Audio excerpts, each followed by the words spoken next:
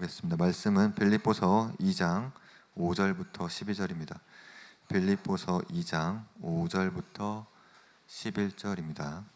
빌립보서 2장 5절부터 11절까지입니다. 저희 한 절씩 교독하도록 하겠습니다. 너희 안에 이 마음을 품으라. 곧 그리스도 예수의 마음이니 그는 근본 하나님의 본체시나 하나님과 동등됨을 취할 것으로 여기지 아니하시고 오히려 자기를 비워 종의 형체를 가지사 사람들과 같이 되셨고 사람의 모양으로 나타나사 자기를 낮추시고 죽기까지 복종하셨으니 곧 십자가에 죽으심이라. 이러므로 하나님이 그를 지극히 높여 모든 이름 위에 뛰어난 이름을 주사 하늘에 있는 자들과 땅에 있는 자들과 땅 아래 있는 자들로 모든 무릎을 예수의 이름에 꿇게 하시고. 함께 읽겠습니다. 모든 입으로 예수 그리스도를 주라 시인하여 하나님 아버지께 영광을 돌리느니라.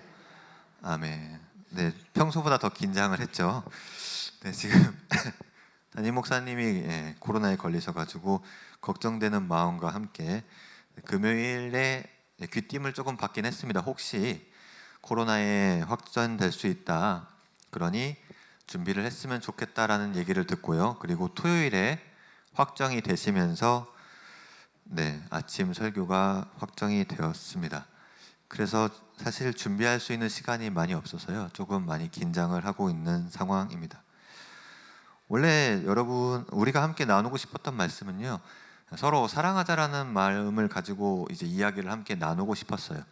왜 그러한 마음이 들었냐면은 연수구가 아니고 미추홀구죠. 미추홀구가 이제 비 피해를 받았지만 저희는 동작구, 제가 사는 동네가 장승백이고 그 옆이 신대방 삼거리고요. 제가 출근하고 있는 동네가 신대방역이에요.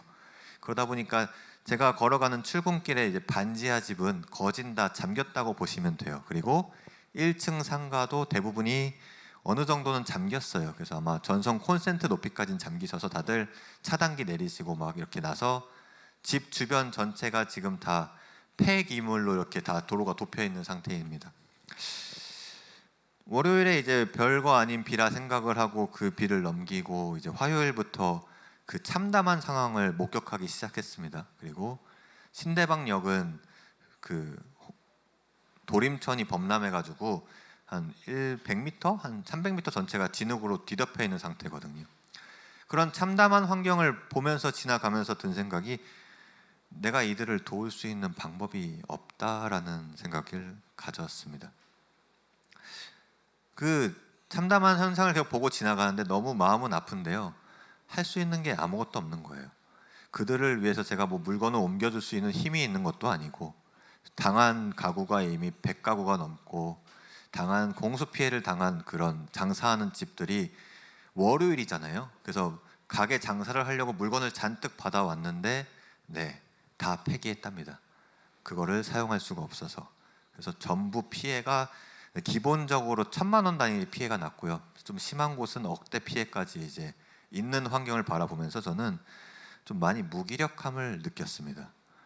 그리고 내가 한 명의 목사로서 그 사역자로 살아가는데 이들을 위해 해줄 수 있는 게 아무것도 없다라는 생각을 가졌습니다.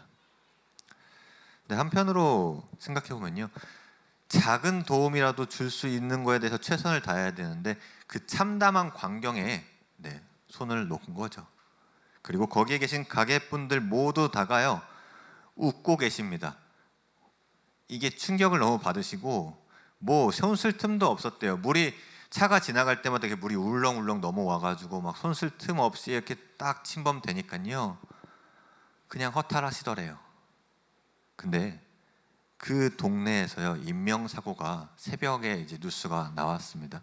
그리고 그 인명사고 소식을 들었던 가게 사장님들이 하시는 말씀이, 그래도 우리는 인명사고가 없지 않았냐, 가게는 다시 이렇게 세우면 되고 사람은 함께 할 수 있으니 이보다 중요한 게 뭐가 있냐라는 이야기를 들으면서 저는 사실 어저께 하루 종일 생각했던 거는, 우리가 함께 있는 시간만큼은 서로 사랑하자는 말씀을 가지고 준비를 했었습니다. 그런데 이 말씀이요, 준비가 되지 않는 거예요. 근데 가만히 곰곰이 생각해 보니까요, 제가 서로 사랑하자라고 얘기를 할 수 있는 건덕지가 너무 없는 거예요. 제가 우리 아버지를 사랑하고 성도님들을 사랑하고 담임 목사님과 그리고 주변 친구들을 사랑한다고 해도 내 가족처럼 완전히 이렇게 끌어안고 사랑한 적이 적은 거예요. 너무나 많이.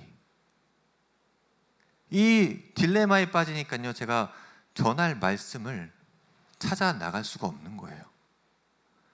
성도님들은 어떻게 생각하십니까? 과거 한국에 있던 그 정이 많던 나라, 내가 내 가족, 내 이웃들을 사랑하던 그 나라에서 얼마나 많이 변했다 생각하나요? 내 앞에 있는 친척, 내 앞에 있는 이웃과 함께 음식을 나누며 떡을 나누며 함께 맛있는 걸 먹던 그 옛날 과거에서 얼마나 많이 변한 나라라 생각을 하나요? 그러면 정이라는 것이, 그리고 서로 이웃 간의 사랑이라는 것이 지금 남아있다고 생각하십니까? 저는 개인적으로 저희 위층 아래층 집과 처음 만났을 때 안녕하세요 인사하고 그냥 감사하다고 잘 지내봅시다라고 얘기하고 나서 거의 지나가면서 그냥 안녕하세요 인사만 하고 지나는 사람 정도밖에 되지 않는 것 같습니다.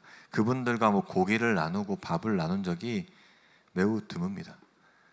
코로나가 지나감으로 인해서 동네에 있던 친구들과 만나서 밤 약속 잡는 것도 되게 힘들어졌고요. 그분들과 교제를 했던 기억도요, 매우 드물어졌습니다. 저는 이 말씀을 접고 예수님을 전하기로 하였습니다. 오늘 말씀 5절을 한번 볼까요? 2장 5절입니다. 너희 안에 이 마음을 품으라 곧 그리스도 예수의 마음이니. 6절입니다. 그는 근본 하나님의 본체시나 하나님과 동등됨을 취할 것을 여기지 아니하시고. 우리가 마음에 품고 나아가야 될 것은 예수님의 마음을 품고 나아가야 됩니다. 우리 마음에 무엇이 지금 살아 숨쉬나요? 예수님이 우리를 위하여 어떠한 사랑을 하셨는지 되새김질하며 기억하실 시간이 필요하다는 겁니다. 우리가 주변 이웃을 사랑할 수 있는 것은요, 그 사랑할 수 있는 그 마음이요, 예수님이 우리를 사랑하셨기 때문이에요. 어떻게 사랑하셨어요? 하늘에 계신 하나님과 동등된 입장을 버리시고요, 종이 된 우리와 같은 몸을 가지시면서까지 우리를 사랑하셨어요. 그 사랑에 비교할 수는 없지만 예수님이 우리를 그렇게 많이 사랑하신 것만큼 그 마음의 10분의 1이라도, 아니 1000분의 1이라도 내 주변 이웃을 사랑할 수 있는 마음을 품어야 된다는 것입니다. 사랑하는 수영교 성도님들, 우리가 이 마음을 품기까지가 얼마나 어려울까요?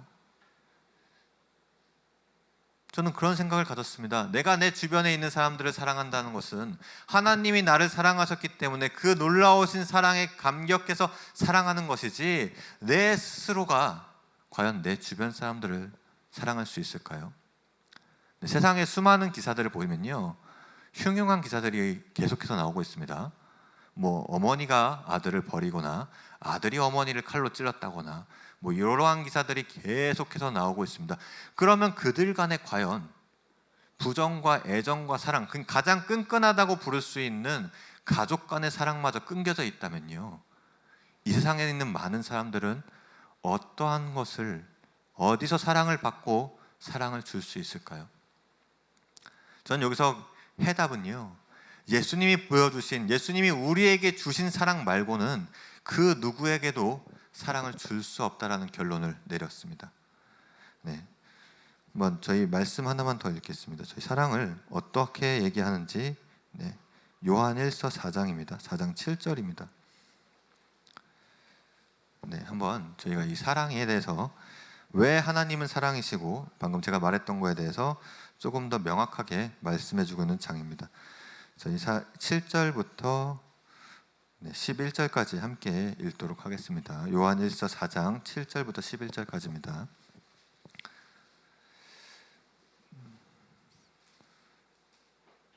함께 읽겠습니다. 사랑하는 자들아, 우리가 서로 사랑하자. 사랑은 하나님에 속한 것이니 사랑하는 자마다 하나님부터 나서 하나님을 알고, 사랑하지 아니하는 자는 하나님을 알지 못하나니 이는 하나님은 사랑이심이라. 하나님의 사랑이 우리에게 이렇게 나타난 바 되었으니 하나님이 자기의 독생자를 세상에 보내심은 그로 말미암아 우리를 살리려 하심이라. 사랑이 여기 있으니 우리가 하나님을 사랑한 것이 아니요 하나님이 우리를 사랑하사 우리 죄를 속하기 위하여 화목제물로 그 아들을 보내셨습니다. 사랑하는 자들아, 하나님이 이같이 우리를 사랑하신즉 우리도 서로 사랑하는 것이 마땅하도다.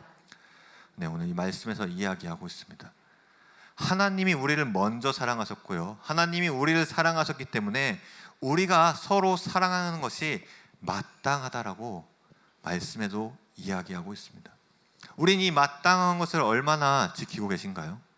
우리가 서로 사랑하는 게 힘쓰고 있나요? 아니면 서로 미워하고, 아니면 짜증내고, 아니면 왜 저건 저렇게밖에 못하지라는 핀잔이 더 먼저 돌고 있나요? 저는 항상 수많은 궁금증을 가지고 살아가면서요, 크리스찬은 어찌하여 왜 욕을 먹고 있는가, 그리고 우리가 사랑할 수 있는 범위는 도대체 어디까지가 우리가 사랑할 수 있는 범위인가에 대해서 항상 수많은 질문을 스스로에게 해오곤 했습니다. 내가 저 사람들을 내가 파산하면서까지 사랑할 수 있을까? 라는 질문에 저는 절대 못한다라는 결론을 항상 내렸어요. 내가 파산하게 되면 빈궁해지게 될 거고, 그 이후로 나는 더 많은 사랑을 주기에는 힘들어할 거고 벅차할 것이다 라는 생각을 항상 가지고 있었습니다. 그런 생각을 깼던 한 교회 목사님이 계셨는데요, 네, 동네에 있는 불량 청소년들을 위해 5천만 원, 6천, 7천만 원의 빚을 지어가면서까지 그들에게 고기를 사주고 밥을 사주면서 올바른 길로 인도할 수 있도록 몇 년을 그렇게 하셨다고 합니다. 물론 지금은 다 그 빚이 다 없어지고 새롭게 채워지긴 했지만요, 그 마음을 바라보면서 저는 좀 많은 도전을 받았습니다. 하지만 아직까지 실천은 못하죠. 저는 사실 두렵거든요. 하나님을 사랑하는 그 마음과 내가 세상을 사랑할 수 있는 그 마음의 범위가요, 너무 다 다르다는 것을, 그리고 그것을 감당할 수 없음에 여전히 두려워하고 있습니다. 근데 이 오늘 말씀, 요한일서 말씀 끝장에 이렇게 이야기하고 있습니다. 요한일서 말씀 18절 보면요, 사랑 안에 두려움이 없고 온전한 사랑이 두려움을 내쫓나니 두려움에는 형벌이 있음이라. 두려워하는 자는 사랑 안에서 온전하지 못하니라. 네, 이 말씀을 읽으면서 그런 생각을 들었습니다. 네, 제가 할 수 있는 사랑은 매우 한정적이고, 내 주변에서 할 수 있는, 내가 바라볼 수 있는, 그리고 내가 허용할 수 있는 범위까지만 사랑할 수 있는 사람이구나. 성도님들에게 물어보고 싶습니다. 어디까지 사랑할 수 있습니까? 객관적으로. 하나님의 말씀은, 하나님께서는 나를 사랑하셨기 때문에 내 주변 이웃을 사랑할 수 있는 힘을 주셨고, 하나님을 사랑하셨기 때문에 여러분, 우리 주변들 사람들을 사랑하는 것이 마땅하다라고 이야기하고 있습니다. 그럼에도 불구하고 개인적으로 어디까지 사랑하실 수 있습니까? 저는 이 말씀에 동의하면서도 이 말씀대로 온전하게 그 사랑을 가져가기까지는 좀 시간이 오래 걸릴 것 같아요. 사실 내 주변에 사랑하는 것도 너무 힘들거든요. 내 친구들, 내가 처음 만나는 사람들을 사랑하는데도 버거워요. 그러면 우리는 이 말씀을 어떻게 받아들여야 될까요? 네, 한참을 고민하다 그런 생각이 들었습니다. 저번 주에도 얘기했었죠. 방향이 그렇게 돼야 된다는 겁니다. 내가 이들을 사랑할 수는 없어요. 여기 전 세계에 있는 모든 인구를 다 사랑할 수 있는 마음이 넉넉하지는 못해요. 하지만 사랑하려고 하는 마음은 필요하다는 겁니다. 왜냐하면 그 이유의 근본적인 원인은요, 예수님이 우리가 사랑할 수 있는 그 범위를요, 그 누구보다도 많이 사랑해 주셨기 때문이에요. 나 자신뿐만 아니라 내 옆에 있는 사람도 사랑하시고, 예수님을 믿지 않고 있는 분들도 지금 사랑하고 계시고, 전 세계에 있는 모든 사람들을 사랑하시며 하나님께 돌아오길 바라는 그분의 마음을 바라보신다면요, 우리도 그 방향성으로 나아갈 수 있어야 된다는 겁니다. 우리도 글로 사랑으로 나갈 수 있는 그 마음을 가지려고 노력은 해야 된다는 겁니다. 우리가 비록 매일매일 그들을 다 사랑하고 새로 만난 사람들을 사랑하고 그들을 품으려고 하고 챙기려고 하는 것이 어려울지라도요, 그 길로 나아가려고 하는 최소한의 노력은 필요하다는 이야기입니다. 네. 그렇게 되면 우리가 어떠한 일들이 되는지 이제 예수님의 이름으로만 바라볼게요. 예수님의 이름으로만. 네, 빌립보서 2장 8절에서 이렇게 이야기하죠. 사람의 모양으로 나타나사 자기를 낮추시고 죽기까지 복종하셨으니 곧 십자가에 죽으심이라. 9절입니다. 이러므로 하나님이 그를 지극히 높여 모든 이름에 뛰어난 이름을 주사. 네, 세상에서 가장 높은 이름은 예수님의 이름이 지금도 넘치고 있습니다. 그리고 우리에게는 이것이 가장 큰 복음이라고 이야기하고 있죠. 예수님의 이름을 알고 나아가는 것이 세상 그 어떠한 물질보다, 그 어떠한 재물과 권력보다 가장 큰 복이고, 내 생이 끝난 그 후에 천국으로 갈 수 있는 길이라는 것을 우리는 알고 나아가고 있습니다.